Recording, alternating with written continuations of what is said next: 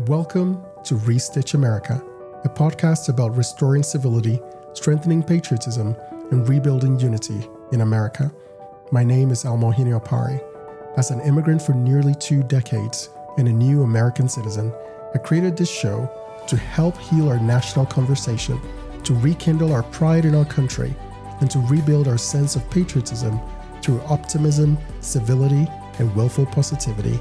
Now sit, relax, and let's restitch America.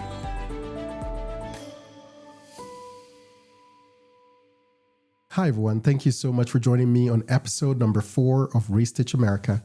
My name is Ohene-Opare, and I'm very excited to be here with you today. So today's episode is going to be a little bit of a departure from my normal work. I actually had something planned for today, but I had to scrap it because I felt very strongly to talk about something that I think is pressing in our country. But before I go into all that, I just want to know how your Thanksgiving went with your family. Mine was great. My family and I had a great time. However, there was a little bit of a disaster. So in my family, I am responsible for the turkey, and I make the best turkey you will ever have on a Thanksgiving. Now, I know that's a huge claim, but seriously, I make some really good turkey. But this time around, we decided that we're going to fry the turkey. And I've done that a couple of years back, and it turned out okay. But this time around, I had everything planned perfectly. So the turkey was properly thawed. Everything was good. We're ready to fry it. I had completely spiced up the turkey, and I love my turkey a little spicy. So I put a bunch of habanero peppers all around the turkey, and it was just perfect. And so I went to fry it and got a little distracted. Now, this actually ties into the topic for today.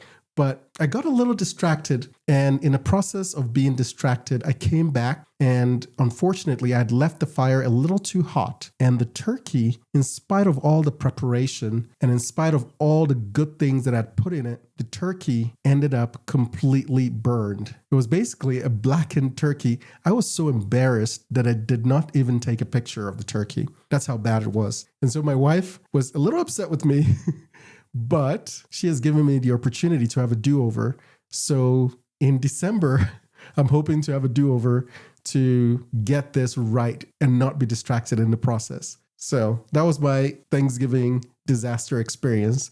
And I'm sure you have some stories like that in the past, but I hope you had a great time with your family.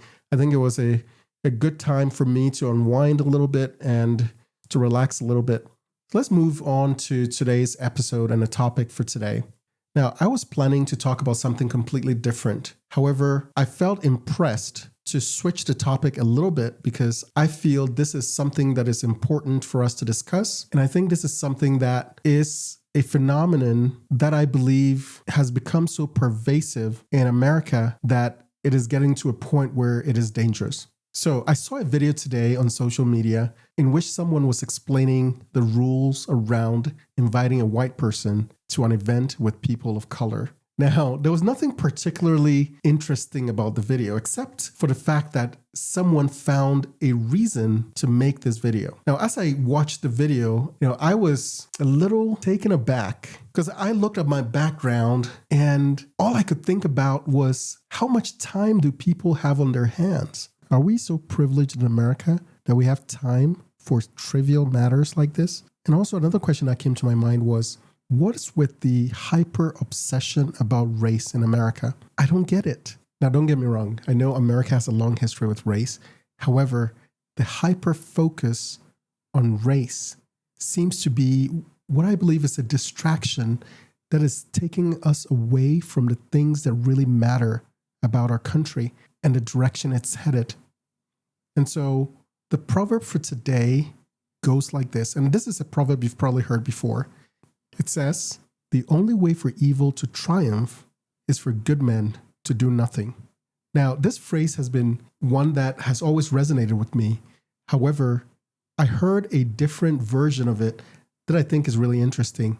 And it goes like this: "The only way for evil to triumph is for good men to be doing something else." Now think about that for a second. Just like my turkey story, I had prepared everything. I was ready to have a great turkey.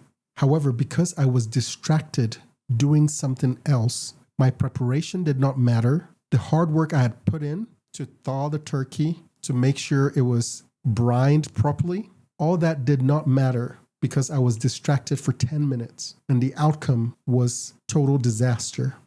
So today's episode is about distraction. On December 29th, 1972, a jumbo jet carrying 176 passengers and crew from JFK to Miami crashed into the Florida Everglades. The crash killed 101 people, including all 3 pilots. Now, after a thorough investigation by the NTSB, it was determined that the plane was mechanically sound, except for one single issue: a small light bulb in the plane that illuminated when the landing gear was fully extended appeared to have burned out. So the captain and the first officer decided to replace the light bulb and put the plane on autopilot.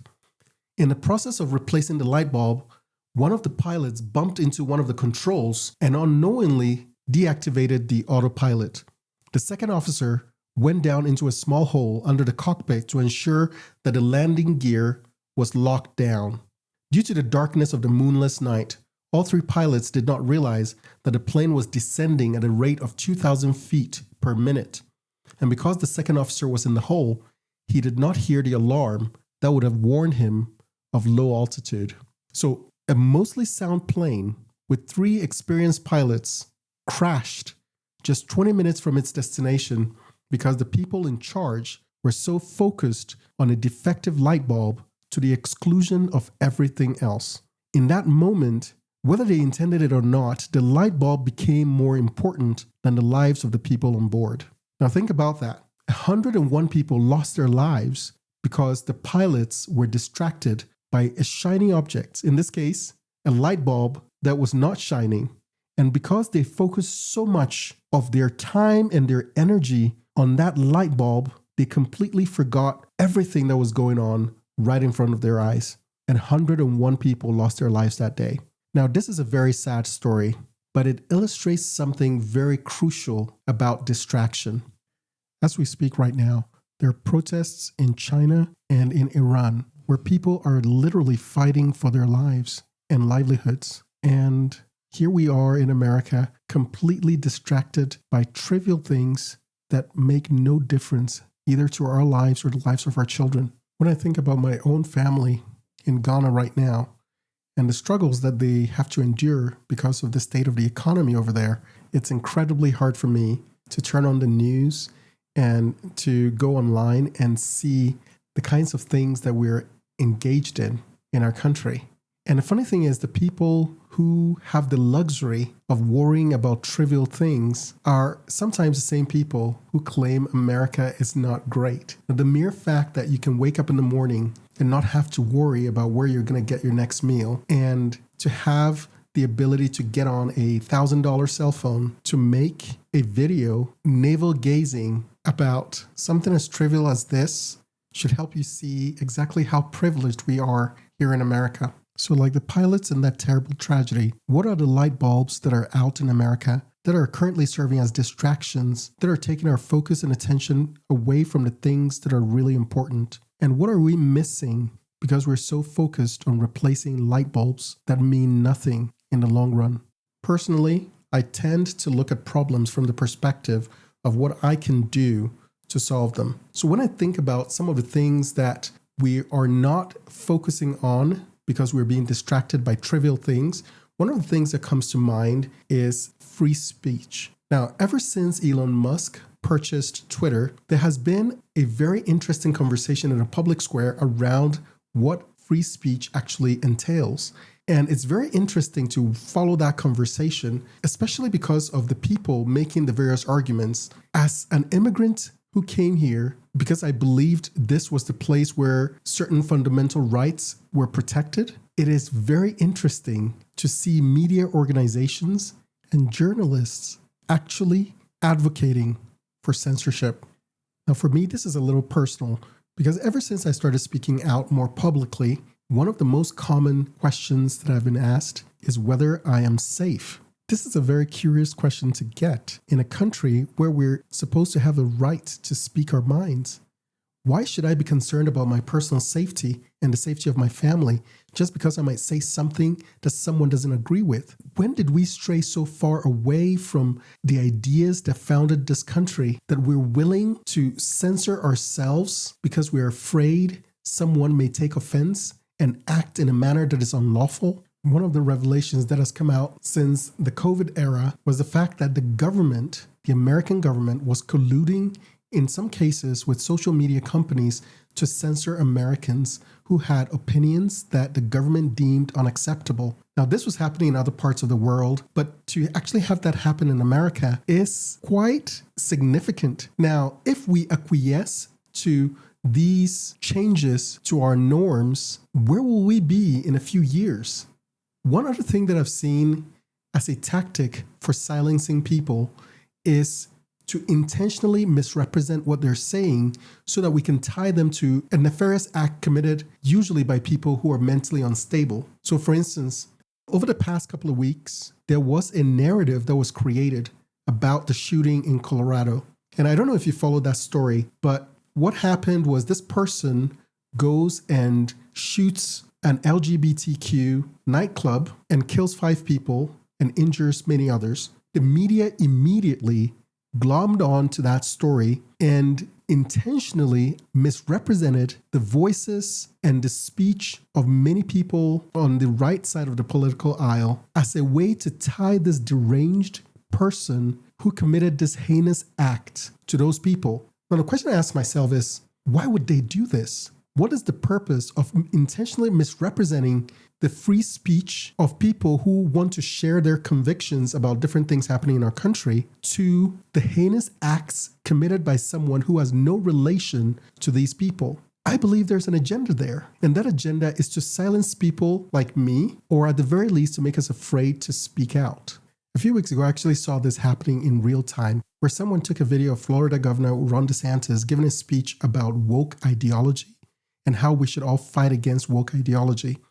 And the person basically said to his audience, every time Ron DeSantis says woke, just replace that word with black. And I was like, how can you do that?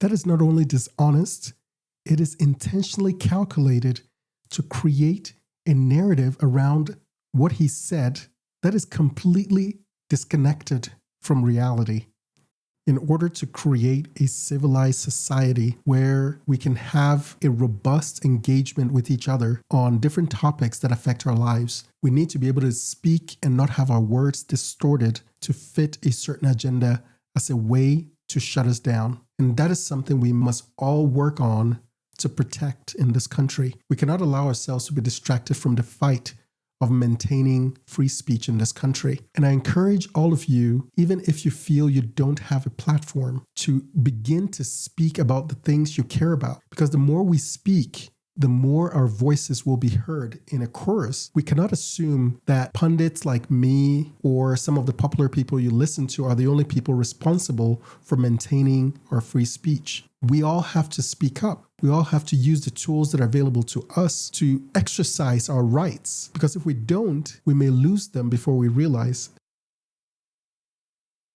All right, so let's move on to our Culture War segment for this week. So you've probably heard that Trump had dinner with Kanye West over the weekend at his resorts in Florida. So apparently Kanye decided to bring along someone who has been described as a Holocaust denier and white nationalist. Now, he has denied the fact that he is a white nationalist. However, many Republicans have condemned the meeting, and Trump, for his part, has indicated that he did not know who this person was. Now, here's my take. As a person who is in the process of becoming a public figure, I recognize the importance of being in control of my associations. Because as they say, birds of the same feather flock together. Now, I don't believe for a minute that Trump knew who this guy was. However, like I said a couple of weeks ago, Trump is like a boxer who refuses, or at least he's unable to keep his hands up, which makes him vulnerable to hits that any normal boxer would normally be able to defend pretty easily. Unfortunately, when you get hit over and over and over again, it gets really tiring. and it gets increasingly difficult for those who support you to keep giving you the benefit of the doubt. If you remember a couple of weeks ago, I talked about the trauma associated with the Trump presidency. Now, what I meant by that was that we all went through an emotional upheaval because of how the media portrayed Trump, and then in many cases because of the way he handled certain things, which made them much more emotionally draining to us as spectators than they needed to be. And so the question for Trump is whether, given an alternative choice, whether his base would stick with him. And for me personally, I would say that is very much an open question. And that's all I'm going to say about this. All right, let's go to our shout out for the week. So this week I heard from one of our listeners, and they go by Trapped7534, and this is what they said. Thank you, my friend. Have a happy Thanksgiving to you and your family also. Every one of your videos is a true blessing. You're so very right about how privileged we are as Americans. We are also spoiled a lot. I have acquaintances that are so greedy and self-centered that they're not even aware of the beauty that surrounds them. I try to witness to them without lecturing. I'm sure they think I'm crazy. Sometimes I get so busy with stuff that I don't see what is before me. For instance, I'm retired and have very odd sleeping habits, and my dog and I may be outside at 2 a.m. I just came back in and was always struck by the beautiful, clear night sky lit up with stars. When I see those stars, I'm instantly reminded of God's word. Psalm 147, verse 4. He counts the number of the stars, and he calls them all by name. How awesome is our God. He knows the stars by name. We need never worry if he hears our prayers. Again, thank you for being a beacon of God's light in a world of darkness. Thank you so much, Trapped7534. Messages like this really encourage me to keep doing what I'm doing. And I am really glad that you're finding some value out of this. And once again, like I always say, I reserve the right to get better. And so have some patience with me, and this will get even better over time. And I'm excited to be sharing my voice with all of you. Now let's go to our challenge of the week. Now yesterday, November 29th, was Giving Tuesday. So the challenge for this week is going to be about giving. And so my challenge to you is to find goods, clothing, equipment, or whatever you have in your home that is in good shape and that you no longer need, and donate those items to a local charity or find a neighbor that may be in need of those items. That's the challenge of the week. And I encourage all of you to write to us at contactus@restitchamerica.com to share your experiences. Our goal is to use this platform to actually make a difference in the world. So take on the challenge and let us know how it went for you and your family. Now, I cannot end this podcast without talking about the World Cup. Yesterday, the U.S. was able to defeat Iran and was able to advance into the knockout stages of the World Cup. On Friday, my home country, Ghana, will be playing against Uruguay for a chance to get into the knockout stages as well. And so right now, I am supporting both countries, the U.S. and Ghana. And so I'm hoping that Ghana is able to make it through because, I mean, soccer is a pastime for someone from Ghana. And so I'm really, my fingers are crossed, and I'm hoping that we do well on Friday. So, and then on Saturday, the U.S. plays the Netherlands. So I'm wishing the U.S. national team even more success on Saturday as well. Thank you so much for listening to Restitch America. If you enjoyed the show, please consider subscribing and giving us a 5-star review. Also, don't forget to follow us on social media by searching for Restitch America.